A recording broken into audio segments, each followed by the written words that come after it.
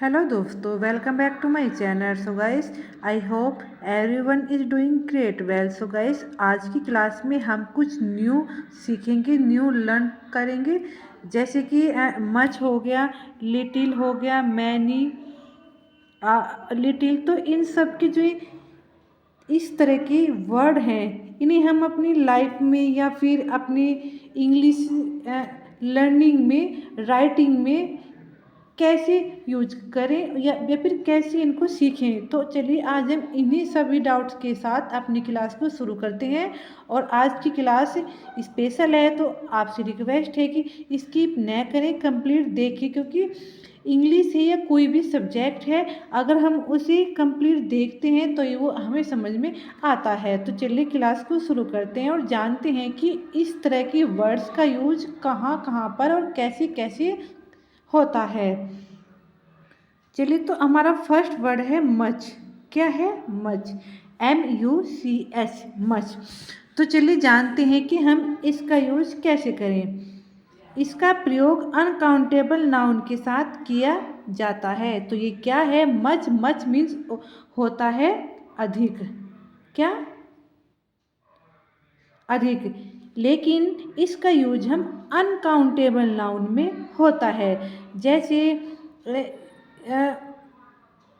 मेरे जैसे हम क्या कहते हैं ना, कि इसके सामने हम वह ये बहुत ज़्यादा है, मच नहीं, मच खुद अप में, जैसे यह अधिक है, इट इज टू मच, कि यह बहुत अधिक है, तो टू मच। मच मीन अधिक है। तो ये अनकाउंटेबल नाउन के रूप में यूज होता है। और एग्जाम में क्वेश्चन ऐसे भी पूछा जा सकता है कि मच काउंटेबल है या फिर अनकाउंटेबल है। आई होप आप समझ गए होंगे। सेकेंड है मैनी। मैनी मीन्स भी क्या होता है? बहुत सारे, अधिक। लेकिन इसका यूज काउंटेबल नाउन में होता है। क्या? मैनी का यूज काउंटेबल नाउन में किया जाता है। अब आप याद कीजिए कि मच अनकाउंटेबल है और मैनी काउंटेबल है। या फिर ऐसे समझिए कि मच मीन्स जैसे ये कोई चीज़ गिनी जा सकती है, उसके साथ हम मैनी का यूज करेंगे। और जो चीज़ नहीं गिनी जा सकती है, तो वहाँ पर हम मच का यूज करेंगे। I hope you got it. हम बात करते हैं लिटिल की। इसका अर्थ, लिटिल की, इसका अर्थ होता है कम। क्या होता है? कम। कोई चीज़ इतनी कम हो कि वह ना के बराबर हो, तो लिटिल यूज करते हैं। क्या है? लिटिल का अर्थ होता है कम, इतनी कम कि वह ना के बराबर हो, वहाँ पर हम लिटिल का यूज करते हैं। अब एक और है आ लिटिल। क्या है? आ लिटिल। इसका अर्थ भी होता है कम। कोई चीज़ कम हो लेकिन उससे काम चल जाए, तो आ लिटिल का यूज करते हैं। सो गाइस, आ लिटिल, लिटिल से ज़्यादा कह सकते हैं। लिटिल मीन्स बहुत ही कम, ना के बराबर, कि काम नहीं चल सकता, बस बहुत ही कम है। और आ लिटिल उससे थोड़ा ज़्यादा है। लिटिल से थोड़ा ज़्यादा क्या हुआ? आ लिटिल, कि थोड़ा काम चल सकता है, तो वहाँ पर आ लिटिल वर्ड का यूज होता है। अब बात करते हैं ऑन टू की। जब कोई, ऑन टू का अर्थ होता है ऊपर। क्या होता है? ऊपर। जब कोई एक वस्तु किसी दूसरी के ऊपर गतिशील अवस्था में हो, तो वहाँ ऑन टू का प्रयोग होता है।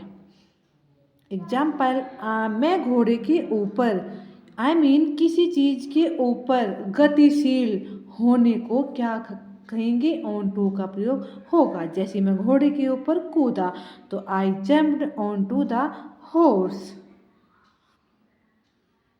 अब बात करते हैं अमंग की। क्या है?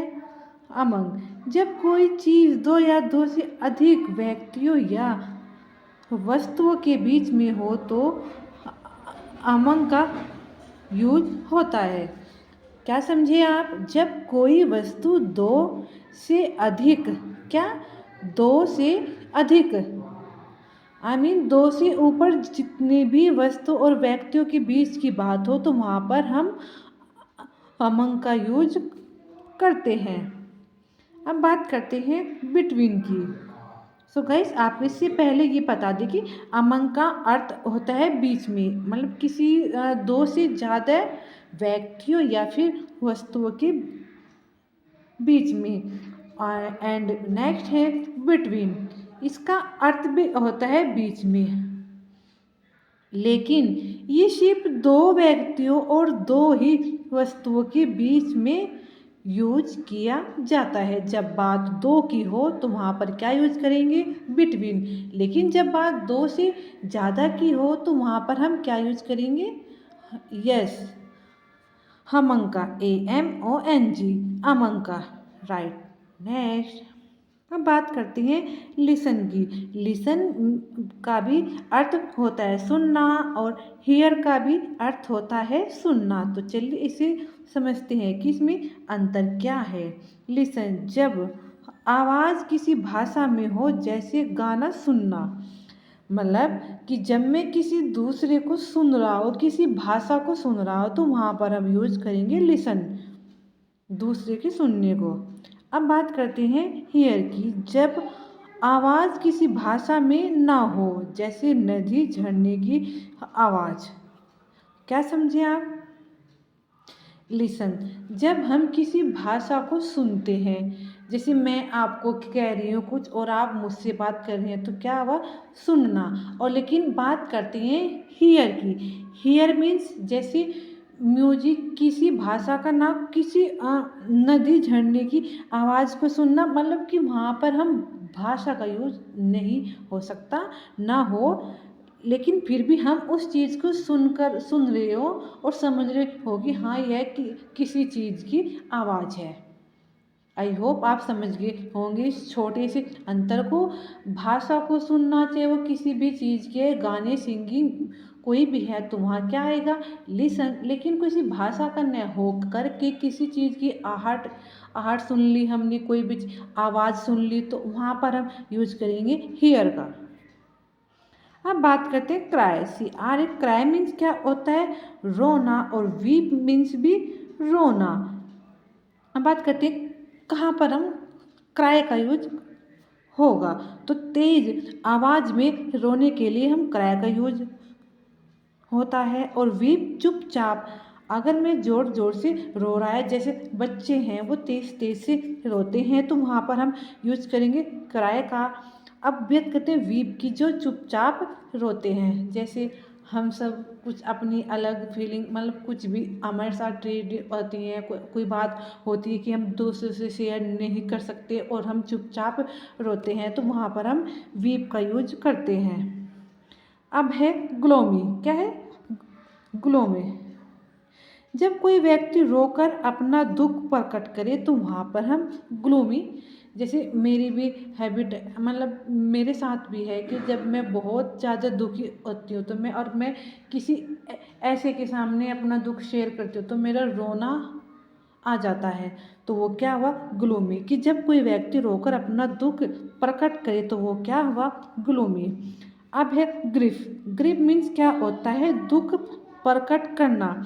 जब कोई व्यक्ति अंदर से दुखी हो और रोकर दुख प्रकट ना करे, तो भाई दुख प्रकट करने की भी दो तरीके हैं। एक तो रोकर प्रकट कर रहे हैं, तो वो क्या आएगा? ग्लूमी। और एक हम अंदर से दुखी हैं लेकिन हम रो नहीं रहे हैं, रोते हुए नहीं शेयर कर रहे हैं अपने दुख को, वहाँ पर क्या आएगा? ग्रीफ। अब ये फ्लोट। फ्लोट मीन्स क्या होता है? जब समुद्री जीव तैरते हैं तो उन्हें फ्लोट कहते हैं। जब समुद्री जीव तैरते हैं तो उन्हें क्या कहते हैं? फ्लोट। और जब जमीन पर रहने वाले जीव पानी में तैरते हैं तो उन्हें क्या कहेंगे? स्विम। क्या? स्विम। सो गाइस, ये आज के कुछ इम्पोर्टेंट डिफरेंसेस वर्ड थे। आई होप आप इनके अर्थ को, इनकी मीनिंग को समझ गए होंगे। सो गाइस, जय हिंद।